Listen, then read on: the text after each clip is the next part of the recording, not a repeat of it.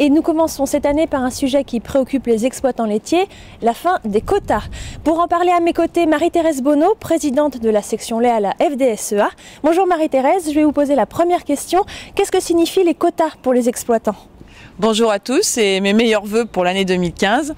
Les quotas pour les exploitants laitiers, aujourd'hui, c'est un schéma de politique laitière qui se termine au 1er avril 2015, dans lesquels les producteurs de lait, pour faire du lait, avaient l'obligation d'avoir un droit à produire qui leur a été attribué par l'administration. Ce mercredi, la Chambre d'agriculture de Vendée, le Conseil départemental et l'Association des maires et communautés de Vendée organisaient la première rencontre du réseau local Vendée. Une étape supplémentaire à l'initiative Manger local, c'est pas banal, lancée l'an dernier et qui vise à introduire dans la restauration collective des produits locaux. Nouvelle édition spéciale Journée Innovation et donc forcément à nos côtés, Hervé Pillot. Bonjour Hervé. Bonjour. Alors cette journée, est-ce que tu nous en parles un petit peu? Pourquoi l'avoir mis en place justement?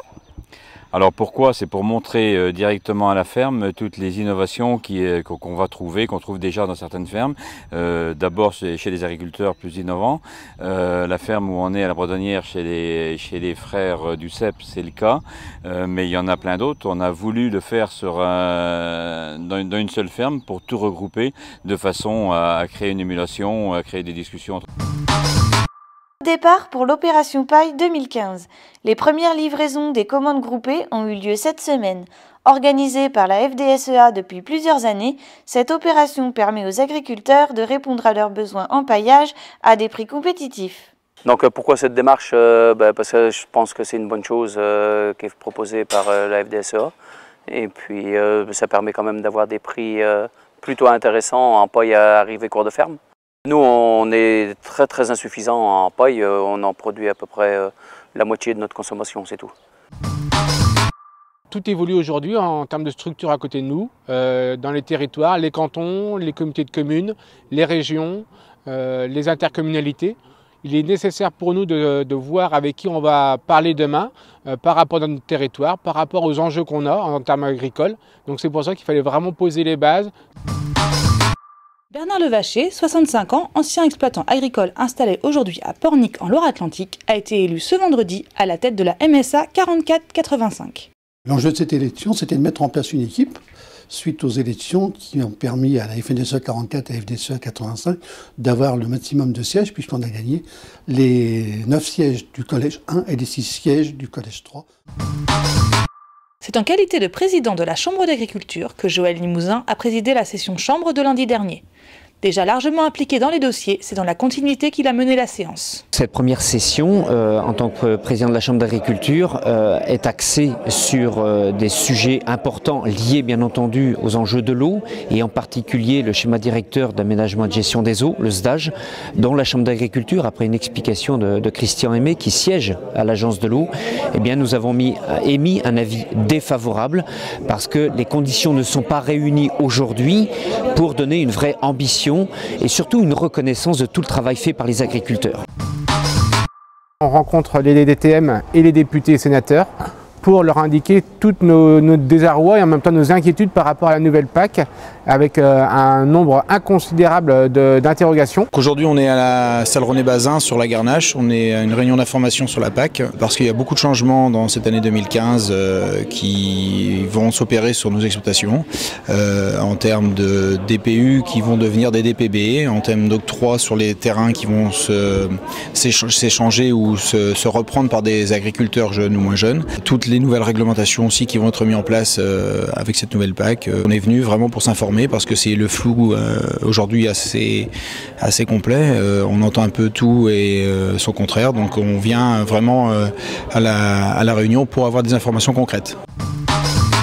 Aujourd'hui, je suis en compagnie de Michel Michelon, donc président de la section départementale des propriétaires ruraux de Vendée, parce que vous recevez ce jeudi et ce vendredi le congrès national. Alors qu'est-ce que ça signifie pour cette section départementale? Le département de la Vendée donc, est heureuse d'accueillir tous les congressistes. Donc, le thème abordé pour cette 68e édition, ce sont les énergies renouvelables et la propriété rurale.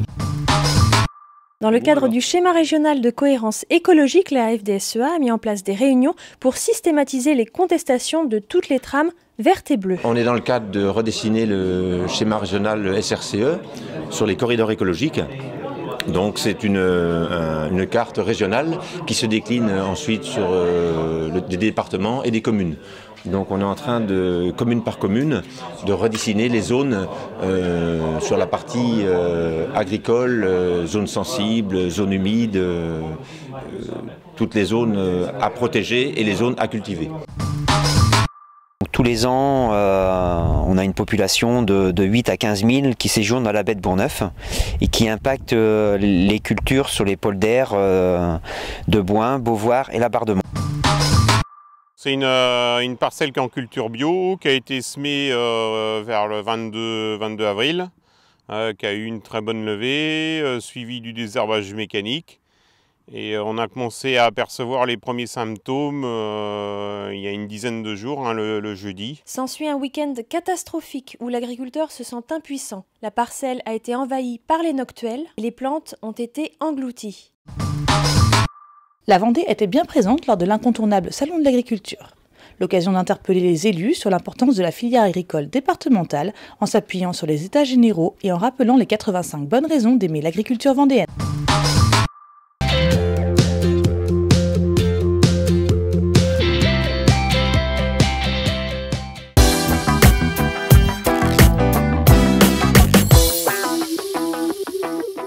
Bonjour, ici on est sur le site de la fête, à l'entrée même de la fête, à la vitrine végétale, donc, qui se trouve sur mon exploitation. Bienvenue chez moi. Bonjour, Hervé Babary, j'habite à Saint-Michel-Mont-Mercure.